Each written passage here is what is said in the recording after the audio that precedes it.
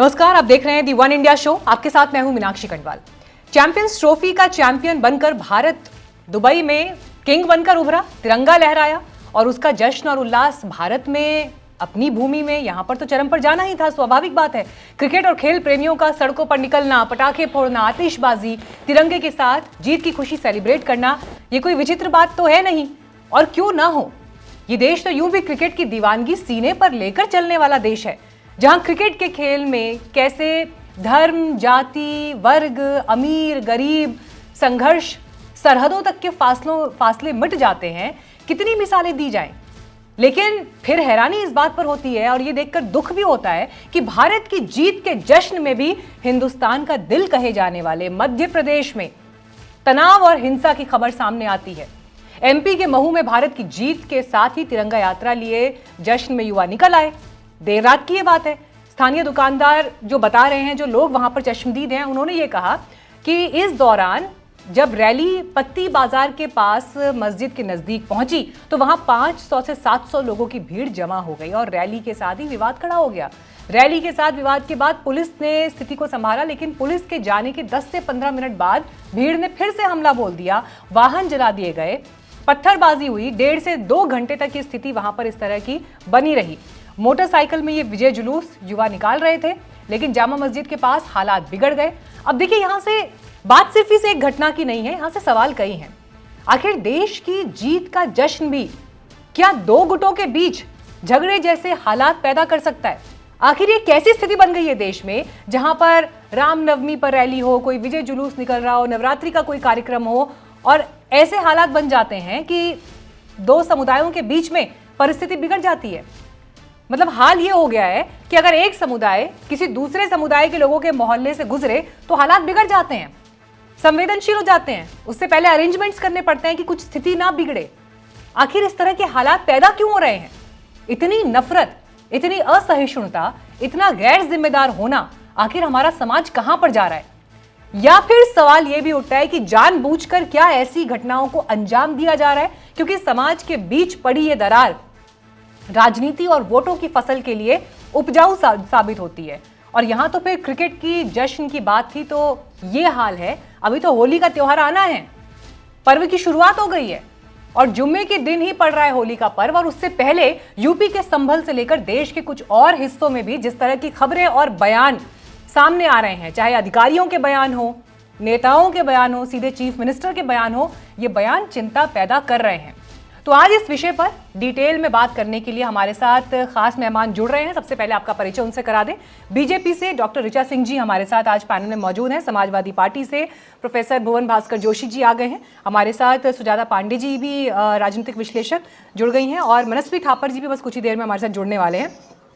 तो मैं मेहमानों के साथ बातचीत करूंगी और इस पर आज कई सवाल हैं जिन पर चर्चा होनी जरूरी भी है। लेकिन उससे पहले मैं आपको महू की एक ग्राउंड रिपोर्ट दिखाना चाहती हूँ। हमारे सहयोगी नमन महू में मौजूद है।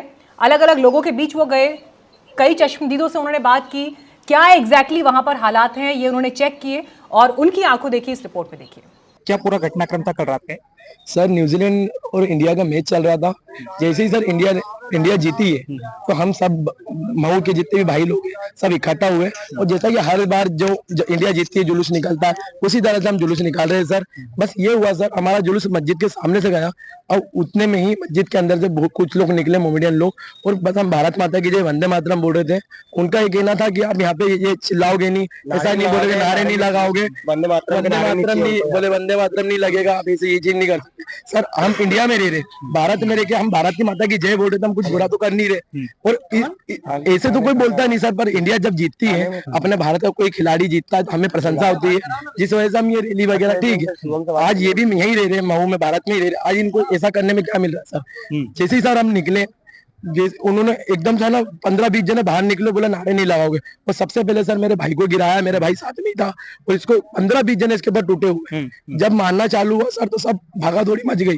जितना पे पहली बात सर सीमेंट का रोड है, वहाँ पत्थर आए कहाँ से? सर इतने पत्थर बरसा है, पत्थर आ रहे हैं, सर मेरा सर फटा है ऊपर से, गच्चियों पे सर मेरा ब्लॉक आके मेरे सर में लगा, पूरा खून खून में था। भाई के ऊपर 15-20 जने टूटे। और ये बच्चा लुनियापुरा में रहता है, ये तो रैली में था भी नहीं, जबकि ये मेडिकल इसकी दादी की भर्ती है, दवाई लेने जा रहा था। इसको 15-20 जनों ने घेर के मारा है सर। और देखिए सर, ये बच्चे की पीठ देखिए, कितना सुझा है इसको, इतना मारा है सर। ये देखिए, आप देख सकते हैं किस तरह से मारपीट का घटनाक्रम ये सर पूरा हुआ है और पसली में इन लोगों के इधर साथ मारपीट आगे जो है वो सर की गई है। पाँव में भी मारा। ये सर इनको मेरे सामने ही गिरा के मारा। ये भैया भी वही प्रत्यक्षदर्शी हैं। मैं किराने का सामान लेके आ रहा था और ये गाड़ी लेके उधर आए, वंदे मातरम बोल रहे थे, भारत तक ये बोल रहे थे। मस्जिद में से निकले और सारी भैया भाई को बेचारे को इतनी बेरहमी से मारा, 20 से 25 जनों ने मारा है। अच्छा, इसके पहले भी कई मैच जीते, कई बार आप उत्साह बनाने निकले होंगे, तो पहले भी ऐसे ये सर कम से कम ये चौथी पांचवी बार ऐसा हो रहा है सर। उसी जामा मस्जिद पे आज से कई साल पहले साईं बाबा की पालकी निकली थी, जब नासिक से साईं बाबा के मंडल वालों ने उन लोगों को बुलाया था बजाने के लिए। सर वो बजाने के टाइम पे जब वहां से वो शिवाजी भगवान का नारा लगाते, बाबा का नारा लगाते, उन्हें वो पता नहीं क्या उनको पसंद नहीं आया या उन्हें कुछ हानि हुई होगी, तो उनके ऊपर भी उस टाइम पे ये पथराव हुए थे। आज से कई साल पहले की बात है, जब भी सर हम हिंदू लोग भाई लोग इकट्ठा हुए थे, वहां पे गए थे। ये हरकत पहले भी हो चुकी है, इसके बाद भी होगी, और अगर हम आज एक्शन नहीं लेंगे तो आगे भी चलती रहेगी। सर कब तक ये होगा, हमें न्याय चाहिए। तो आइए सीधे रुक करते हैं सबसे पहले यहाँ पर अब ऋचा जी का। ऋचा जी देखिए, तस्वीर हमने दिखाई, सरकार वहां पर आपकी है, लेकिन मैं आज ये सवाल नहीं पूछूंगी कि सरकार की क्या जिम्मेदारी थी, एडमिनिस्ट्रेशन की क्या जिम्मेदारी थी, कहां पर लूप होल छूटा, या जैसा स्थानीय लोग बता रहे हैं कि पुलिस की मौजूदगी के बाद भी यह घटना घट गई। लेकिन आखिर ऐसी घटनाएं घट क्यों रही हैं, ये हालात क्यों पैदा हो रहे हैं, वो भी क्रिकेट के जश्न जैसे मामले पर। क्रिकेट पर तो पूरा देश साथ आ जाता है ना, धर्म के फासले मिट जाते हैं, जाति के फासले मिट जाते हैं। अगर उसमें भी पत्थरबाजी हो रही है तो क्या ये सरकार के लिए भी, देश के लिए भी, समाज के लिए भी चिंता का विषय नहीं होना चाहिए? नहीं मीनाक्षी जी, बिल्कुल ये चिंता का विषय है कि चाहे धार्मिक पर्व हो, और धार्मिक पर्वों पे तो कई तरीके के तर्क दे दिए जाते हैं, लेकिन कल जब भारत विश्व विजयी हुआ, चैंपियंस ट्रॉफी उसके हाथ में आई और पूरा देश एक तरीके से राष्ट्र के गौरव को मना रहा था, तो राष्ट्रीय गौरव में तो मेरे हिसाब से कोई भी जाति या धर्म की कोई सीमा नहीं होती है, या जाति और धर्म का कोई बंधन नहीं होता है।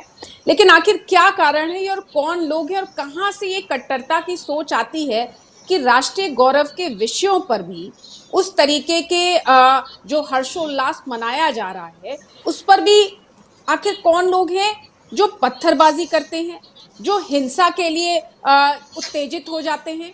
आखिर उनको इस राष्ट्रीय गौरव के पलों में शामिल होने के स्थान पर हिंसा करने का भाव कहां से आता है, और वो कट्टरता पे उतर जाते हैं, गाड़ियों में आग लगा दी जाती है, हिंसा फैला दी जाती है।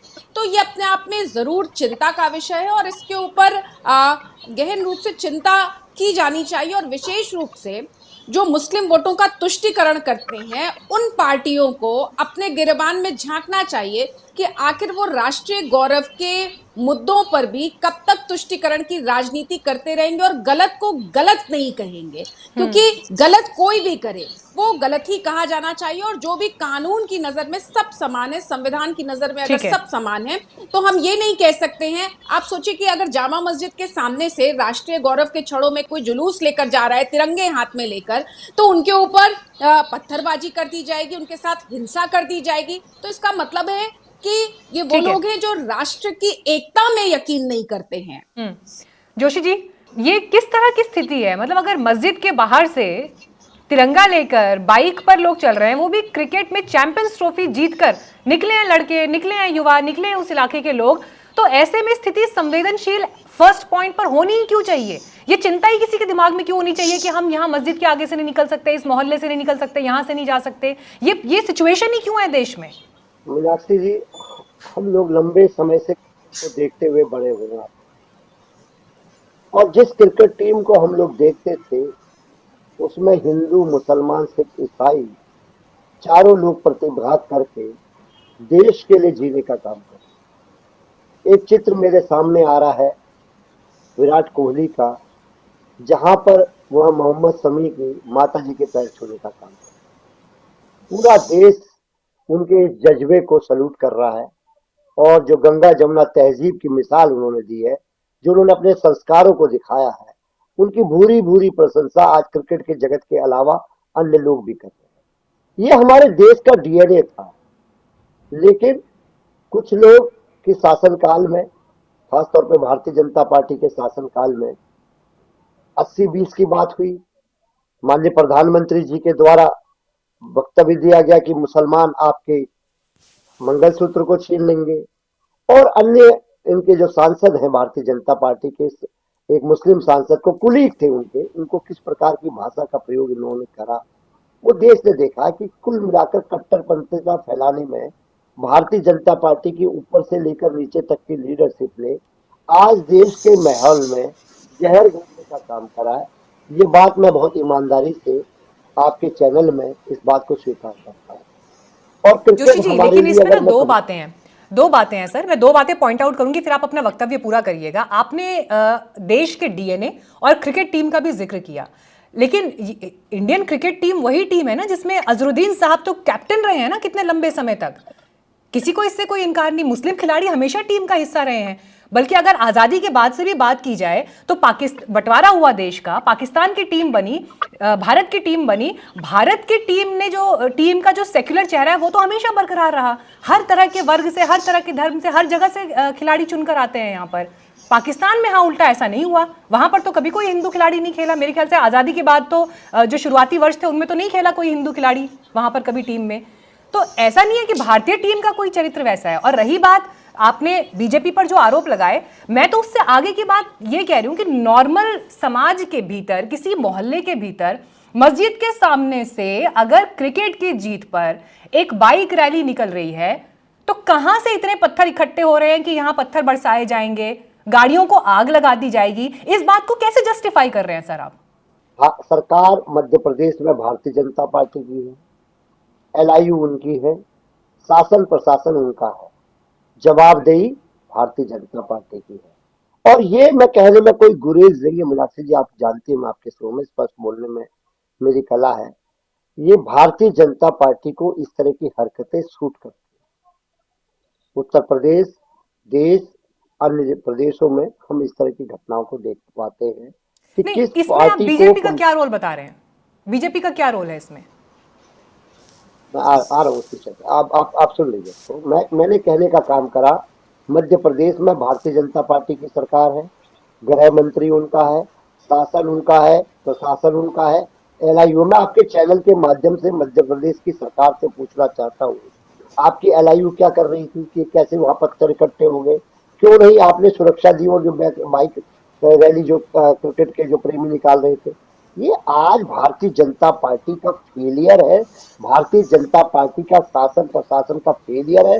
उत्तर प्रदेश से लेकर हम लोग मध्य प्रदेश तक ऐसा दे पाते हैं, ये लोग ठीक है, केवल हवाई बातें करते हैं। ठीक है। ऋचा जी, मुझे इस बात का जवाब दीजिए, क्यों नहीं पता चल पाया, पुलिस को ये जानकारी क्या पहले से नहीं मिल पाई कि पत्थर इस संख्या में इकट्ठे हैं कि पत्थर बरसाए जाएंगे? 1.5 से 2 घंटे तक अगर कोई घटना चल रही है, ये एक अच्छा खासा टाइम पीरियड है, गाड़ियों को इस तरह से आग लगा दी गई, ये कहीं से कोई इनपुट नहीं था उनके पास, कोई जानकारी नहीं थी उनके पास।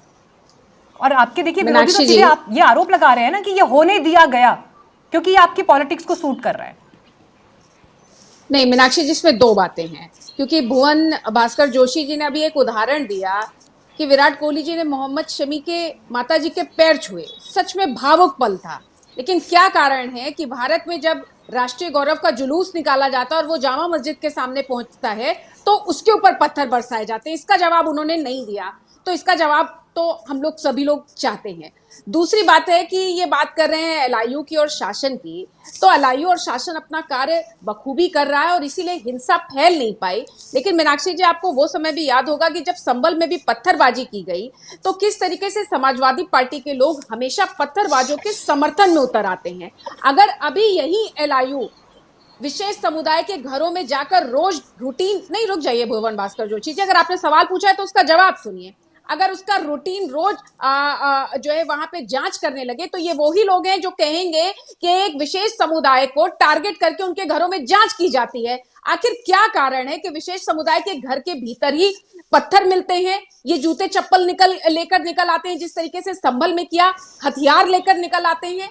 तो इसके ऊपर जो है जिस तरीके से विपक्षी दल लगातार नकारात्मक राजनीति करते हैं, हिंसा के समर्थन में खड़े हो जाते हैं, पत्थरबाजी के समर्थन में खड़े हो जाते हैं, मैंने आपसे पहली लाइन में ही कहा था कि विपक्षी दलों को और विशेषकर समाजवादी पार्टी को हिंसा के साथ, पत्थरबाजी के साथ तुष्टिकरण की राजनीति के लिए नहीं खड़े होना चाहिए। बाकी भारतीय जनता पार्टी की सरकार अपना कार्य करे। और भुवन भास्कर जोशी जी, मैं आपको यह भी याद दिला दूं कि अभी आप बात कर रहे थे उत्तर प्रदेश में योगी आदित्यनाथ जी की सरकार आने के बाद उत्तर प्रदेश दंगा मुक्त हुआ है।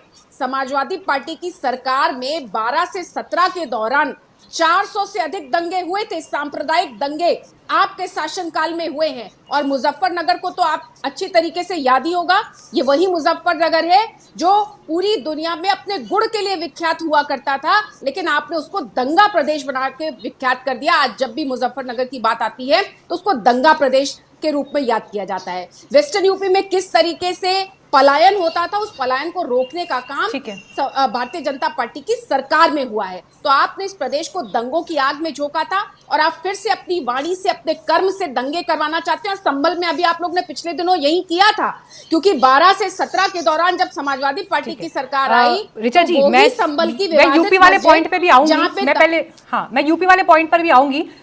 जोशी जी आपके इन सभी आरोपों पर जवाब भी देंगे। पहले मैं महू कंप्लीट डिस्कस करना चाह रही हूँ, फिर उसके बाद सेकंड फेज में यूपी पे बात करेंगे। जी सुजाता, कहां पर चूक दिखाई देती है आपको?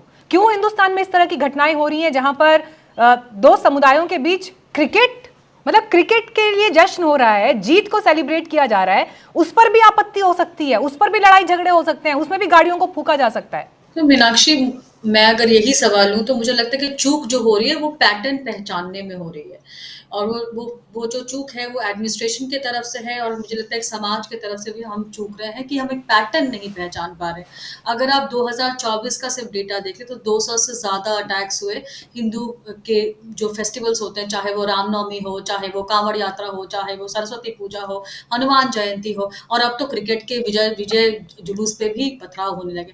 और इसमें पथराव होने पर तक अगर रुकता तो समझ में आता है कि चलो कुछ शायद यहाँ कुछ किया सकता है, लेकिन जो पथराव के वक्त होता है मीनाक्षी, वो मुझे डराने वाला लगता है। और देश की आंतरिक सुरक्षा के लिए वो एक बड़ा सवाल खड़ा करता है कि किसी भी जहां, चाहे वो रामनवमी के जुलूस पे पथराव हो, वहां पे भड़की हिंसा हो, या फिर ये जो चैंपियंस ट्रॉफी के बाद जो जुलूस निकाला गया उस पर जो पथराव हुए, सब में पेट्रोल बम कहाँ से आ जाते हैं? या मतलब सामने आपके पास केरोसिन बम, पेट्रोल बम, ये सारे आर्सेनल्स कहाँ से आ जाते हैं? कौन देता है? मुझे लगता है कि एडमिनिस्ट्रेशन, राज्य में किसी की भी सरकार हो, पर उनकी जवाबदेही जरूर बनती है कि ये सारे चीजें किसके घर में, कहां से, किस तरह से छुपा के रखी जाती है। क्योंकि जिस तरह से हमारा एक, आप देख रहे हैं कि बांग्लादेश में क्या हो रहा है, चीन के समर्थन में जिस तरह से नेपाल आया हुआ है, बहुत सारी चीजें पाकिस्तान में जो हो रहा है, और उसके बाद जिस तरह से डेमोग्राफी चेंज हो रही है, आप एक बड़ा सवाल खड़ा होता है आंतरिक सुरक्षा। इसको लेके, इसको हल्के में नहीं ले सकते हैं। और साथ ही साथ आपने कहा कि क्रिकेट तो यूनिफाइंग फैक्टर था, बिल्कुल था, लेकिन अगर क्रिकेट में भी अगर इस तरह की बातें होने लगी तो क्या हम उस सवाल पे नहीं खड़े हैं मीनाक्षी, कि जहां पे हमको पूछना पड़ेगा कि आखिर ये कौन से वो लोग हैं जो हमारे बीच तो रहते हैं लेकिन को एग्जिस्ट, साथ में रहने से मना करते हैं। गंगा जमुनी तहजीब की बात तो करते हैं लेकिन गंगा और जमुना को साथ नहीं देखना चाहते। होली और रमजान साथ पड़ रहा है, इस पे इतनी बहस क्यों होनी थी? किसी भी हिंदू संगठन ने आपको सुनाई दिया क्या कि कहा कि नहीं रमजान मत मनाइए? लेकिन रमजान क्योंकि फ्राइडे को पड़ रहा है और होली भी फ्राइडे को है, तो ये एक माहौल बनाया गया कि नहीं भाई, होली तो नहीं मननी चाहिए क्योंकि रंगों से किसी का परहेज है। मैं ये मानती हूँ कि आपका फेथ इतना फ्रेजाइल नहीं होना चाहिए मीनाक्षी, कि एक रंग से, किसी के एनर्जी ड्रिंक पीने से, या फिर किसी के पटाखे चलाने से वो बिल्कुल हिल जाए। अगर ऐसा होता है तो देन मतलब एक बड़ा क्वेश्चन है आपके फेथ के ऊपर भी। और सबसे इंपॉर्टेंट, एक 30 सेकंड दीजिए मीनाक्षी, मुझे लगता है कि हमें सिर्फ चिन्हित करके छोड़ नहीं देना चाहिए। और हम क्या है, आप देखिए कभी भी जो एडमिनिस्ट्रेशन है हमेशा वो पोस्ट एक्टिव होती है। दंगा हो गया, उसके बाद पुलिस पहुंचती है, उसकी शिनाख्त की जाती है, वगैरह वगैरह होते हैं, उसके बाद हम कभी प्री एक्टिव नहीं होते। क्या हम ऐसे एक लोगों की लिस्ट नहीं बना सकते जो इस तरह के चीजों में इन्वॉल्व होते हैं और उनको बिल्कुल राज्य से मिलने वाली कोई भी सुविधा से उनको स्ट्रिप किया जाए, उनको नौकरियां ना मिले, उनको किसी तरह लेकिन फिर वही बात है ना, आपने जो पॉइंट्स हाईलाइट किए सुजाता, मैं तो इतना कह सकती हूँ कि पुलिस जिस तरह से काम करती है ना देश में, या पुलिस के पास जितनी ताकतें हैं या एडमिनिस्ट्रेशन के पास जितनी ताकतें हैं जो स्थानीय लेवल पर मौजूद है, वो चाह ले पत्ता नहीं हिल सकता, पत्ता नहीं हिल सकता। अगर वो चाह ले का खिलौना नहीं जाएगा मीनाक्षी, एक खिलौना नहीं जाएगा अगर उन्होंने बिल्कुल। चाह लिया तो। लेकिन यही इस देश का दुर्भाग्य है, यही इस देश का जो है एक नेगेटिव पॉइंट में अगर कहूं कि इस तरह की घटनाएं जो हो रही हैं इस पर हम उस दिन बहुत बात कर लेंगे, 2 दिन 3 दिन और बात कर लेंगे, लेकिन ये नहीं हो इसको इंश्योर करने के लिए क्या कदम उठाए जाने चाहिए, इस पर डिटेल में कभी चर्चा नहीं होती है। और आप देखिए औरंगजेब पे तबातोड़ दोनों तरफ से ट्वीट्स पे ट्वीट्स हुए, लेकिन चाहे वो इस तरह की घटना अगर सारे राजनीतिक दल खड़े हो जाए, कहें कि नहीं इस तरह की घटनाएं जो है वो हम होने नहीं देंगे, और किसी भी बिना राजनीति के हम इसको सॉल्व करना चाहते हैं, 1 मिनट में मामला से एक घटना नहीं होगी। लेकिन क्या होता है, ऐसा नहीं होगा, ऐसा नहीं होगा। और वो क्यों नहीं होगा उसके लिए हमारे पास बयान यहाँ पर मौजूद है, और इसीलिए मैं इस बातचीत के दूसरे पड़ाव पर उत्तर प्रदेश को लेकर डिस्कशन करना चाहूंगी। आप ये देखिए कि अब होली बिल्कुल सर पर आ चुकी है, लेकिन उससे पहले जिस तरह के बयान सामने आ रहे हैं, संभल के सीईओ अनुज चौधरी कहते हैं कि साल में 52 जुम्मे आते हैं, एक दिन होली आती है। इस तरह की जब टोनालिटी दिखाई देती है स्टेटमेंट में, तो क्या वो भड़काने का काम करती है? मेन इन यूनिफॉर्म, क्या वो ऐसे उनको बोलना चाहिए था? अब चलिए ये सवाल तो हम उठा रहे हैं, हम पूछ रहे हैं, या चलिए विपक्ष भी पूछ रहा है साथ में, लेकिन फिर जब सीधे सीधे मुख्यमंत्री ये कह रहे हैं कि वो पहलवान हैं, पहलवान ऐसी भाषा बोल देते हैं, लेकिन जो उन्होंने कहा वो गलत नहीं है, जुम्मा स्थगित भी किया जा सकता है। कार्यक्रम में सीधे सीधे चीफ मिनिस्टर योगी आदित्यनाथ ने इस बात का जिक्र किया, तो फिर सवाल कई खड़े होते हैं। लेकिन उससे पहले मैं दोनों के ही ये स्टेटमेंट आपको सुनवाना चाहती हूँ। संभल में पहले से ही थोड़ा सा कुछ लोग माहौल बिगाड़ने की फिराक में रहे हैं, जैसे पहले बिगाड़ा गया, तो उसी संबंध में लोगों से एक बड़ी मीटिंग की है, काफी लोगों को बुला के, हर गांव से हर मोहल्ले से लोगों को बुलाया गया, और हर धर्म के लोगों को, जैसे इसमें हिंदू धर्म के जो लोग उस दिन अपनी जुलूस निकालते हैं या रंग खेलते हैं, अपनी चौपाई यात्रा निकालते हैं, सबको बुला के बताया गया है, और सबसे यही अनुरोध किया गया है, आप यदि उसे एक्सेप्ट नहीं कर सकते तो फिर आप वहां ना, उस जगह ना आए। यदि आप रंग एक्सेप्ट नहीं कर सकते तो उस दिन आप ना आए, क्योंकि साल में 52 जुम्मे होते हैं और होली का एक दिन है। जैसे पूरे साल ईद का इंतजार करते हैं, तो हिंदू पक्ष भी होली का इंतजार करता है पूरे साल में।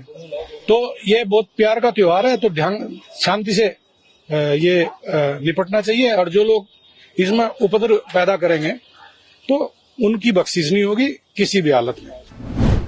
होली साल में एक बार पड़ती है और जुमे की नमाज हर सप्ताह पड़ती है, स्थगित भी हो सकती है। कोई बाध्यकारी तो है नहीं। अगर कोई व्यक्ति नमाज पढ़ना चाहता है तो अपने घर में पढ़ सकता है, जरूरी नहीं कि वह व्यक्ति मस्जिद में ही जाए। अगर जाना भी है तो रंग से परहेज ना करे। पुलिस अधिकारी ने भी यही बात समझाई थी। ठीक है, वह पुलिस अधिकारी पहलवान रहा है, अर्जुन अवार्डी रहा है, पूर्व ओलंपियन है, पहलवान है तो पहलवान की तरह ही बोलेगा, लेकिन सच है जो लोगों को स्वीकार करना चाहिए। ये दोनों बयान आपने सुने। ऋचा जी, अब ये सवाल लेकर मैं आपके पास आ रही हूं। देखिए, सवाल इस बात पर भी प्रमुखता से उठ रहे हैं कि जहां पर सामंजस्य बिठाने की जरूरत है, वहां पर अगर आग में घी डालने का काम किया जाएगा तो फिर कौन रोक सकता है इस तरह की घटनाओं को? और कहीं ना कहीं सरकार की जिम्मेदारी बड़ी होगी, क्योंकि वो मुखिया हैं। उनकी जिम्मेदारी इसलिए बड़ी होगी, घर का जो बड़ा आदमी है वो पूरे परिवार को साथ लेकर आता है, जोड़कर लेकर आता है, सबको साथ बिठाएगा। लेकिन अगर इस तरह की स्टेटमेंट्स और बयानबाजी दिखाई जाएगी, एक पक्ष बोलेगा फिर दूसरा पक्ष भी आकर बोलेगा, कौन रोक लेगा फिर लड़ाई को? नहीं मीनाक्षी जी, बिल्कुल सरकार की जिम्मेदारी बड़ी है, और उत्तर प्रदेश में योगी आदित्यनाथ जी के नेतृत्व में सरकार उस जिम्मेदारी को बखूबी निभा रही है। लेकिन जब भी हम संभल की बात करते हैं तो हमें संभल को एक पूरी टोटलिटी में देखना होगा, क्योंकि संभल में लंबे समय से कानून के शासन का आदर नहीं किया गया है, कानून को ताक पर रखा गया है। और यही कारण है कि संभल की जो जामा मस्जिद है, जिसको लगातार जामा मस्जिद कहा गया, अभी तो हाईकोर्ट ने भी निर्णय दे दिया है कि वो एक विवादित ढांचा है, क्योंकि वो एएसआई के संरक्षण में है। और एएसआई के देखिए, भुवन भास्कर जोशी जी को तुरंत ही आपत्ति होने लगी, क्योंकि उनको हाईकोर्ट के निर्णयों से भी आपत्ति होती है। ये आपको समझना पड़ेगा कि एएसआई ने उस ढांचे को 1920 में अपने संरक्षण में ले लिया था, और उसके बाद एएसआई को यह तय करना था कि ये मंदिर है या मस्जिद है, क्योंकि उसके हरिहर मंदिर होने के भी दावे होते रहे। लेकिन आखिर वहां पे कौन लोग थे जो उन्होंने एएसआई को ही अंदर जाने से रोक दिया था। एएसआई को 2018 में एक एफआईआर करानी पड़ी और ये कहना पड़ा कि हमको ही भीतर नहीं जाने दिया जाता है। आप सोचिए, ये वही समाजवादी पार्टी है जो दिन रात कांग्रेस जो है संविधान की प्रतियां लेकर घूमती है, लेकिन उसी संविधान में प्रदत्त जो संवैधानिक संस्था एएसआई के ही लोगों को वहां पे किसके द्वारा अंदर नहीं जाने दिया जाता? मस्जिद की इंतजामिया कमेटी के द्वारा। क्या आपने कभी सुना कि जो लोग हरिहर मंदिर होने का दावा करते हैं उन्होंने वहां पर जबरदस्ती जाने की कोशिश की? फिर 2024 में एक और एफआईआर कराई गई वहां पर और कहा गया कि स्वरूप को ही चेंज करने की कोशिश की जा रही है। और उसके बाद जब कोर्ट कमिश्नर का आदेश आया सर्वे का, तो किस तरीके से वहां पे समाजवादी पार्टी के सांसद के नेतृत्व में हिंसा को भड़का दिया गया। उसके बाद एफआईआर भी हुई, लेकिन ये वही समाजवादी पार्टी है जो लगातार पत्थरबाजों के समर्थन में खड़ी हो गई। ये बात मैंने इसलिए कही क्योंकि आपने जिस पुलिस अधिकारी के बयान की बात की है, तो संभल में जरूरत है कि साफ साफ बिना लाग लपेट के कानून के शासन की भाषा में बात की जाए। और तो ये बताइए ऋचा जी, भाषा में उन्होंने कहा तो फिर उस दिन वहां पर जुमे की नमाज होने दी जाएगी या नहीं होने दी जाएगी? अब क्योंकि हो सकता है कि होली का त्योहार तो फिर हो सकता है ना, लोग 2 बजे तक मनाए, 3 बजे तक मनाए, 4 बजे तक मनाए, तो फिर क्या मतलब क्या रहेगी परिस्थिति? नहीं, शासन प्रशासन के द्वारा मीनाक्षी जी, शासन की जिम्मेदारी है कि सभी लोग सद्भावनापूर्ण तरीके से अपने अपने त्योहार को मनाएं। इसके लिए वहां का प्रशासन मुस्तैद है और प्रशासन ने यह तय कर रखा है कि कितने बजे तक होली मनेगी और कितने बजे के बाद वहां पे नमाज पढ़ी जाएगी। और मुझे लगता है कि इसमें सभी दोनों वर्गों के लोगों को, समुदाय के लोगों को इसमें बढ़ चढ़कर अपनी हिस्सेदारी निभानी चाहिए। लेकिन ये कहना कि हाँ हमारे ऊपर रंग पड़ जाएगा, तो रंगों के देश में अगर आपको रंगों से परेशानी है तो हम लोग क्या हिंदू समुदाय तो कभी नहीं कहता है कि हमारे कानों में नमाज की आवाज क्यों जा रही है? तो इस तरीके की कट्टरतापूर्ण जो सोच है, जोशी जी जवाब दीजिए सर इस पर। देखिए कई सवाल यहाँ पर ऋचा जी ने उठाए हैं। अब देखिए संभल की जो स्थिति है वहां पर जो इससे पहले पास्ट में जो घटनाएं घटी हैं, उसके बाद अब अगर त्योहार के मद्देनजर प्रशासन को लगता है कि हालात बिगड़ सकते हैं और उसको लेकर वो थोड़ी सख्ती वहां पर दिखा रहे हैं या थोड़ा सा परिस्थितियों को अपने हाथ में कंट्रोल लेकर बिहेव कर रहे हैं या उस तरह के स्टेटमेंट आ रहे हैं, तो फिर क्यों आप लोग उस चीज को बॉयल अप कर रहे हैं फर्दर? क्यों आप लोग आग में घी डालने का काम कर रहे हैं? लेट देम हैंडल ना, उनको करने दीजिए हैंडल। मीनाक्षी जी, आप अंपायर की भूमिका में हैं। मैंने अपने विपक्षियों को इंटरप्ट नहीं करा, आशा है मुझे इंटरप्ट नहीं किया जाएगा। मैं शुरुआत करता हूं, जो भारतीय जनता पार्टी के प्रवक्ता साथी ने कहा कि मुजफ्फरनगर में दंगे समाजवादी पार्टी ने कराए। मैं इनको बताना चाहता हूं, सुप्रीम कोर्ट ने इनके विधायक सैनी की सदस्यता खत्म कर दी वहां दंगे कराने के लिए, और जनता की अदालत में उसकी पत्नी चुनाव लड़ने गई तो जनता की अदालत में समाजवादी पार्टी ने वहां पर उसको हराने का काम करा और उसको घर बैठाने का काम करा। दूसरा विषय मैं आज आपके जो अभी आपके चैनल के माध्यम से चल रहा था, एडमिनिस्ट्रेशन जो मध्य प्रदेश का, वो भारतीय जनता पार्टी की जिम्मेदारी में।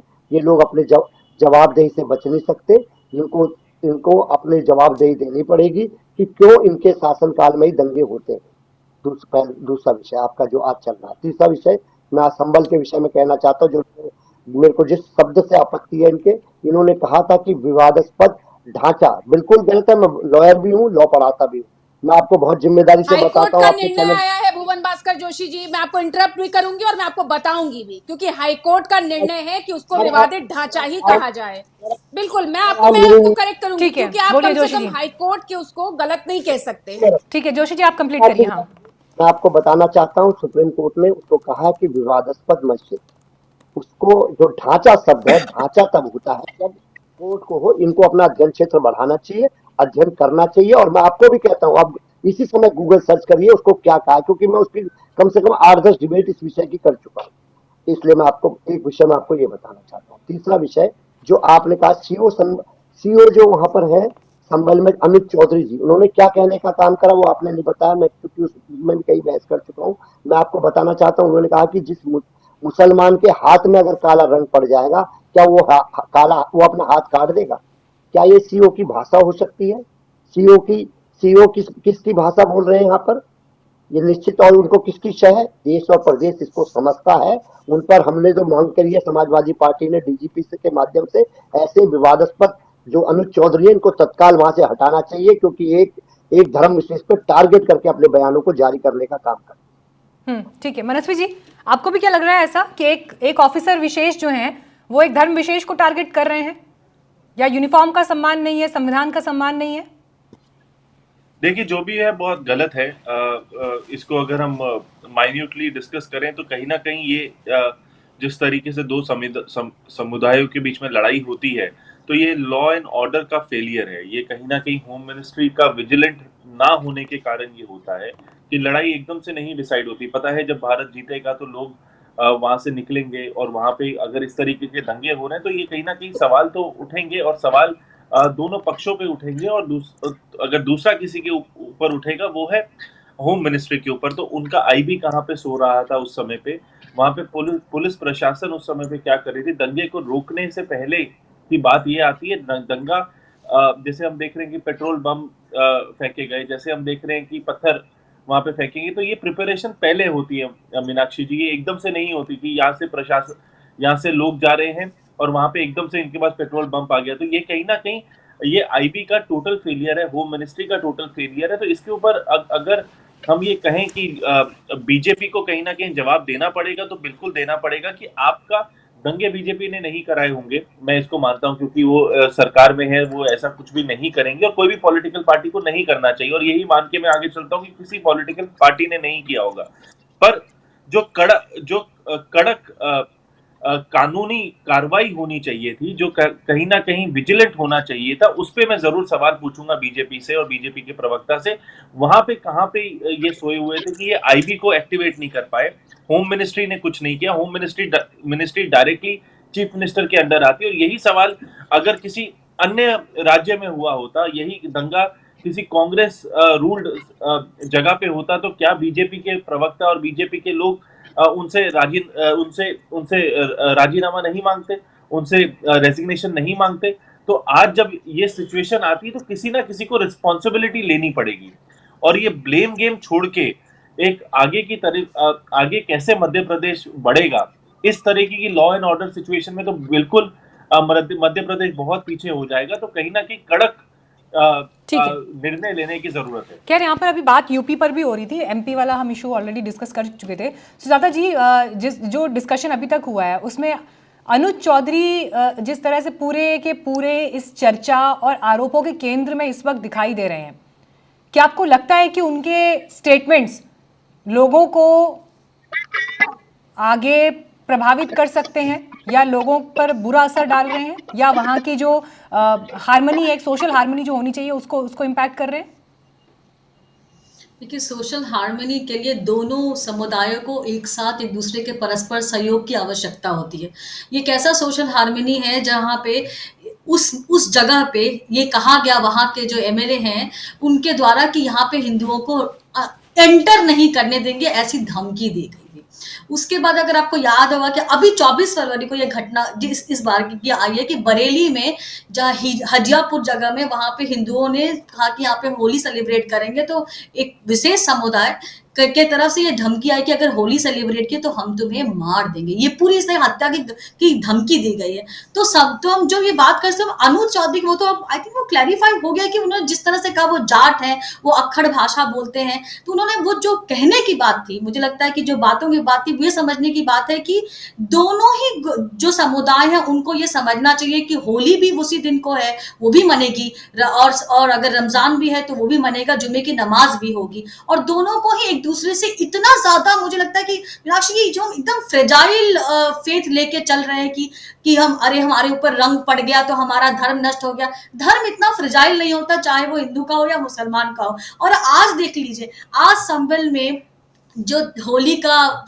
त्योहार जो उल्लास मनाया गया, उसको पूरी फुल सिक्योरिटी मनाया गया। मगर अगर हिंदू होली भारत में नहीं मनाएंगे तो क्या पाकिस्तान में मनाएंगे मीनाक्षी? और अगर हमको सिक्योरिटी देने की जरूरत पड़ रही है, अगर रामनवमी के प्रोसेशन को सिक्योरिटी देने की जरूरत पड़ रही है, अगर भारत के क्रिकेट में जीतने के लिए अगर सिक्योरिटी लगाने की जरूरत पड़ती है, तो कहीं ना कहीं एक बड़ा सवाल खड़ा होता है कि क्या हम अब तक सिर्फ ये झूठी गंगा जमनी तहजीब की पिक्चर्स पेंट करते है, जो ये फेक सेकुलरिज्म है, क्या उसके बीच क्या हमने जो फॉल्ट लाइंस है क्या वो इतनी गहरी हो गई हैं कि उसको एड्रेस करना आपके इसी पॉइंट ऑफ व्यू को एक सवाल के रूप में ऋचा जी आपके पास लेकर आ रही हूँ।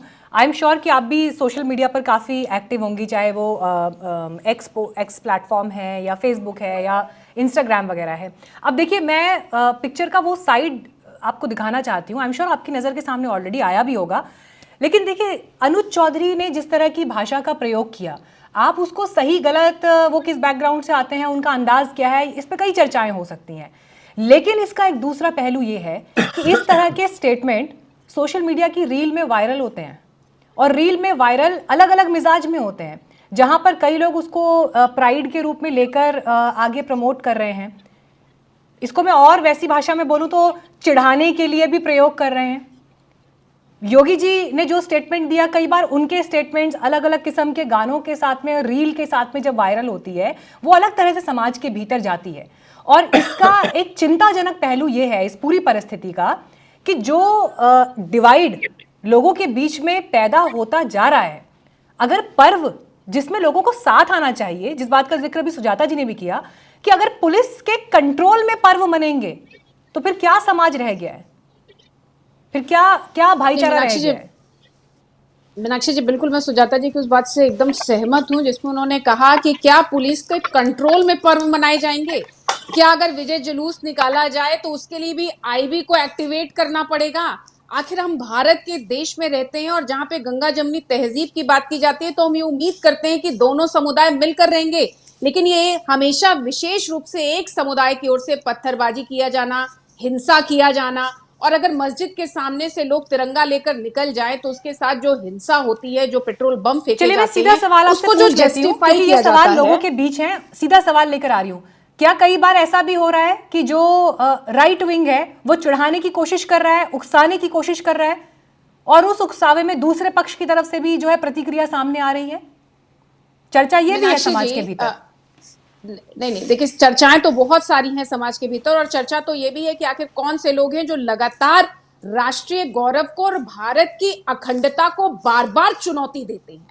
आखिर ये कौन लोग हैं, ये भी इनको आइडेंटिफाई किया जाना जरूरी है। और देखिए, आप जो सोशल मीडिया की बात कर रही हैं मीनाक्षी जी, सोशल मीडिया को लेकर भारत की सरकार बहुत सारे जो है प्रतिबंध और कानून को लाने की तैयारी में है, लेकिन सोशल मीडिया में तमाम तरीके की चीजें दोनों तरफ से आती हैं और कई बार उनको कंट्रोल करना, क्योंकि उसको कोई एक व्यक्ति ही नहीं कर, उसको एक व्यक्ति ही द्वारा नहीं किया जाता होता है, उसको दूसरे पक्ष के द्वारा भी लगातार उत्तेजना की भावना से प्रचारित किया जाता है। किसी एक लाइन को उठा लिया जाता है और उसको प्रचारित किया जाता है उत्तेजित करने के लिए दूसरे समुदाय को। तो इसको लेकर दोनों समुदायों को सावधानी बरतनी चाहिए। ठीक है, आपने सोशल मीडिया का जिक्र किया, लेकिन मैं आपको ये भी बता दूं रिचा जी, देखिए कई बार जो वेरीफाइड प्रोफाइल्स भी हैं, ऐसा नहीं है कि वो लोग लोगों की नजर में नहीं है या चोरी छिपे कुछ हो रहा है, वेरीफाइड प्रोफाइल्स भी हैं, उनकी तरफ से भी मैं एकदम मानती हूँ मीनाक्षी जी। इसीलिए जब बड़ी पिक्चर की मीनाक्षी जी, सिर्फ एक लाइन में अपनी पूरी कर दूं, फिर सुजाता जी अपनी बात पूरी करें। इसका तो हम लोगों के सामने उदाहरण है, समाजवादी पार्टी के सोशल मीडिया हैंडल के ऊपर इसी को लेकर न जाने कितनी एफआईआर हो चुकी हैं, क्योंकि ये तो अभद्र भाषा, गलत भाषा और गलत न्यूज को प्रचारित करने का हैंडल बन गया है समाजवादी पार्टी। देखिए, अब मैं कहूंगी कि अमित मालवीय जी के भी, अब कभी आप उनकी भी प्रोफाइल पे चले जाइए और देखिए उन्होंने कब कब क्या क्या शेयर किया है। तो अभी न्यूज में ही आप सर्च करने लगेंगे तो 10 आर्टिकल निकल कर आ जाएंगे, कब कब जो है वैसे वीडियो शेयर किए गए हैं। पर खैर, ये एक बड़ी पिक्चर की बात यहाँ पर हो रही है। हाँ जोशी जी, आप इस पर जवाब देना चाह रहे हैं? ठीक है, सोशल मीडिया की बात, इन्हीं की नाम राशि है ऋचा राजपूत, भारतीय जनता पार्टी की नेता है और सोशल मीडिया देखती है यूथ का। वो किस तरह की अभद्र भाषा हमारी सांसद डिम्पल जी के लिए बोलती है, अध्यक्ष जी के लिए बोलती है, पूरे इसमें है। और दूसरी बात, जो आज बात चल रही थी कि माननीय मुख्यमंत्री जी ने कहा है, माननीय मुख्यमंत्री जी ने कहा है कि अनुज चौधरी जी पहलवान है और वो जाट है। मैं आपसे कहना चाहता हूं, मैं किस जाति से आता हूं और मेरा क्या शौक है। मेरा भी प्रवक्ता के अलावा कोई हो सकता हॉबी रही हो। ये उस संवैधानिक पद पर नहीं होती है। मैं यहाँ पर भारतीय जनता पार्टी के प्रवक्ता के रूप में बैठा हूँ। मेरी बात जो मैं कहता हूँ माननीय अखिलेश यादव जी, माननीय सांसद जी के विचारों का मैं रिप्रेजेंट करता हूँ यहाँ पर। आप यहाँ पर एंकर की भूमिका में, तो अब अपनी पार्टी भी भूल गए हैं भुवन जी। सपा प्रवक्ता के रूप में बैठे हैं आप, बीजेपी प्रवक्ता के रूप में नहीं। ठीक है जोशी जी, कंप्लीट करिए। को इंटरप्ट नहीं करता मैडम, मेरे को इस तरह की वीडियो। हाँ, आप कंप्लीट करिए सर, कंप्लीट करिए। मैं विषय को बताना चाहता, जो अनुज चौधरी जी संविधानिक पद का त्याग पत्र दे दें और उसके बाद जाट भी बन जाए, पहलवान भी बन जाए, ये उनको चुनौती है। ठीक तब वो बन जाए मनस्वी जी, जाट और पहलवान। Closing remarks. हाँ, जिस तरह हमारे देश की राजनीति है रोज प्रतिदिन नीचे होती जा रही है। अभी हम जैसे बात कर रहे थे, पहले हम डिस्कशन कर रहे थे कि ये मुद्दों की राजनीति नहीं, ये ट्रोल की राजनीति होगी। कौन सा बेटर जो पार्टी है वो ज्यादा बेटर ट्रोल है, जो ज्यादा ट्रेंड होता है, वायरल होता है और अच्छे रीजंस के कारण वायरल नहीं होता। एक इमेज की क्रिएट की जा रही है सोशल मीडिया में, कौन ज्यादा ट्रेंडिंग हो पाएगा, कौन ज्यादा बाहुबली दिखेगा, उससे देश को कितना फर्क पड़ रहा है? कुछ नहीं पड़ रहा। जितनी ये वायरल ट्रेंड के चक्कर में हमारी पॉलिटिकल पार्टीज पड़ गई हैं और इसके चक्कर में हम लोग कहीं ना कहीं हमारे देश की नींव खराब कर रहे हैं। इसमें दोनों सारे पक्षों का इक्वल योगदान है। ये स्टार्ट जरूर बीजेपी ने किया होगा, पर इसको अन्य ऑपोजिशन पार्टीज ने भी अपना लिया है, जो बिल्कुल ही गलत है। नहीं करने की जरूरत है। हमारे देश को ट्रोल पार्टीज की जरूरत बिल्कुल नहीं है। और जो नेता ट्रोलिंग के ऊपर बिलीव करते हैं, मुद्दों से ऊपर ट्रोलिंग को रखते हैं, वही कारण है कि ये हम ऐसी आउटकम्स देखते हैं। यही कारण है कि हम देखते हैं कि दलों के बीच में लड़ाई की जाती है। यही कारण होते हैं कि पहला दल वर्सेस दूसरा दल होने लग गया है हमारे देश में। समुदाय वर्सेस समुदाय होने लग गया, क्योंकि एक ट्रोल स्पिरिट हो गया है। एक नेशनलिस्ट स्पिरिट से बढ़ के एक ट्रोलिंग स्पिरिट हो चुका है। ये कहीं ना कहीं हमको कंडेम करने की बहुत ज्यादा जरूरत है और इसका सबसे पहले करना चाहिए किसी पॉलिटिकल पार्टी को, तो वो बीजेपी है। उसका एक बड़ा कारण ये बनता है क्योंकि बीजेपी सेंटर में है, स्टेट में है और सबसे बड़ी पॉलिटिकल पार्टी है, तो सबसे ज्यादा जिम्मेदारी बीजेपी पे आती है। और उसके बाद सारी ऑपोजिशन पार्टीज को ये फॉलो करना चाहिए कि ट्रोल से बढ़ के देश के मुद्दों को कहीं ना कहीं उनको सेंटर स्टेज पे रखने की जरूरत है। ठीक है। देखिए, आज इस कार्यक्रम को करने का भी उद्देश्य यही था कि चाहे मध्य प्रदेश का मामला हो या उत्तर प्रदेश में जिस तरह की परिस्थितियां अभी होली के इर्द गिर्द, बयानबाजियों के इर्द गिर्द जो दिखाई दे रही हैं, पर्व का समय है। पर्व एकता का, उल्लास का, सामाजिक सौहार्द का प्रतीक होते हैं और कोई भी पर्व सक्सेसफुल भी तभी होता है जब घर, परिवार, समाज सब मिलकर उसे मनाता है। अकेले कमरों में बैठकर, पुलिस के सायों में बैठकर त्यौहार नहीं मनते हैं, चाहे वो किसी का भी त्यौहार हो, किसी धर्म से जुड़ा हुआ त्यौहार हो। समाज को भी इसे समझने की ज़रूरत है, थोड़ी सी सहिष्णुता अपने भीतर लाने की भी ज़रूरत है। और यहाँ पर सबसे बड़ी तस्वीर ये कि एक सरकार के रूप में जो भी दल जहाँ भी रिप्रेजेंट कर रहे हैं वो भी ज़रूर ये सोचे कि अगर हर जश्न, हर रैली, हर प्रोसेशन, हर जुलूस से पहले अगर ये सोचना पड़ेगा कि इस मोहल्ले से निकले तो ये हो सकता है, उस मोहल्ले से निकले तो ऐसा हो सकता है, तो फिर जिस एकता की हम बात करते हैं, जो देश की खूबसूरती की हम बात करते हैं, वो धीरे धीरे गर्त में जा ही रही है और आगे जाएगी, उसे रोक कोई नहीं सकता है। आप सभी का बहुत धन्यवाद इस चर्चा में जुड़ने के लिए, अपने विचार हमारे साथ साझा करने के लिए। Thank you.